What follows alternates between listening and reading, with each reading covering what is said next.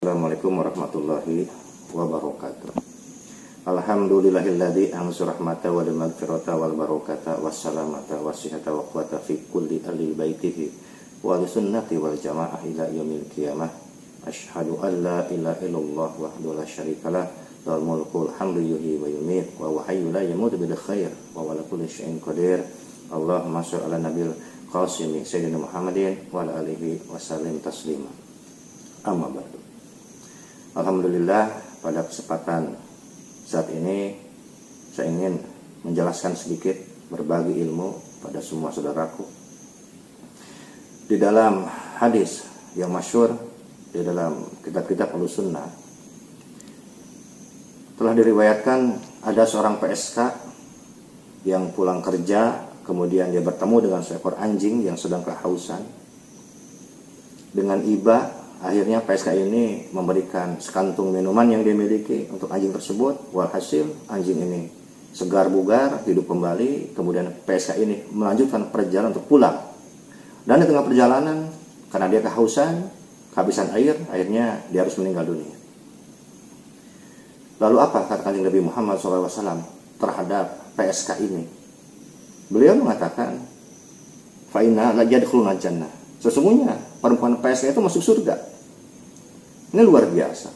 Seorang PSK yang kita ketahui setiap hari dia berbuat zina dan zina. Apakah Nabi Muhammad pernah menerangkan bahwa PSK ini beragama Islam atau non-Islam? Apakah PSK ini memiliki amal yang lain?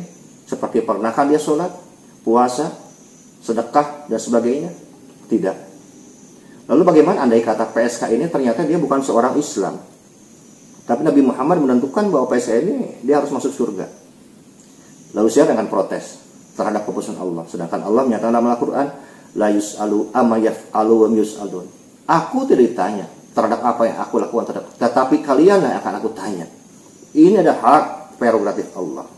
Kemudian dalam riwayat yang masyhur yang lain, di kalangan Ahlussunnah juga mengenal bagaimana seorang lelaki yang membunuh 99 orang. Dia adalah seorang perampok, penjudi, penzina. Dia bertemu sama orang yang ke-99, dia ingin belajar, ingin mendapatkan hidayah. Dan setelah berikan arah, engkau harus mendapatkan pelajaran tentang ilmu Allah yang benar di arah sana, di gunung sana, kata saya ini. Dan saya ini pun dibunuh. Inilah orang yang ke-99. Di tengah perjalanan orang ini meninggal dunia. Akhirnya turunlah dua malaikat, malaikat rahmat dan malaikat adab, yang sama-sama bingung. Orang ini belum mengucapkan kalimat syahadat. Orang ini hanya baru akan mencari kebenaran. Akhirnya mereka melaporkan kejadian tersebut pada Allah. Pada Allah sudah tahu.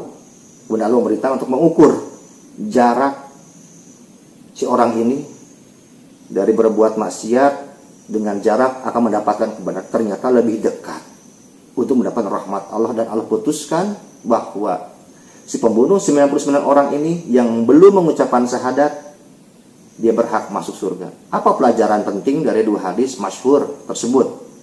Bahwa yang dilihat ini adalah akhir hidup seseorang, bukan perjalanan hidupnya.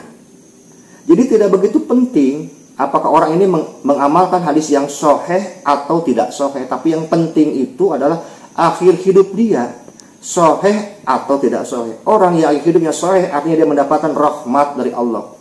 Bukan Kanjeng Nabi Muhammad SAW menerangkan, la yadkhulul jannata bil amali illa bi rahmatillah. Tidak akan bisa masuk ke dalam surga dengan amal-amalan. Mungkin ini amalan fikih, amalan amaliyah, lahiriah. Yang bisa masukkan kita dalam surga Allah hanya rahmatnya Allah. Oleh karena itu berhati-hatilah ketika berhadapan dengan rahmat Allah. Seseorang yang selama hidupnya dia berhak mendapat rahmat Allah tidak bisa diputuskan oleh manusia. Karena rahmat itu bukan milik manusia tapi milik Allah semata. Manusia membutuhkan rahmat Allah, manusia membutuhkan syafaat dari Kanjeng Nabi Muhammad SAW. Ini yang kita butuhkan.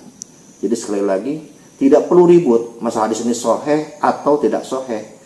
Betapa banyak orang yang mengamalkan yang sahih, kelakuan mereka tidak sahih.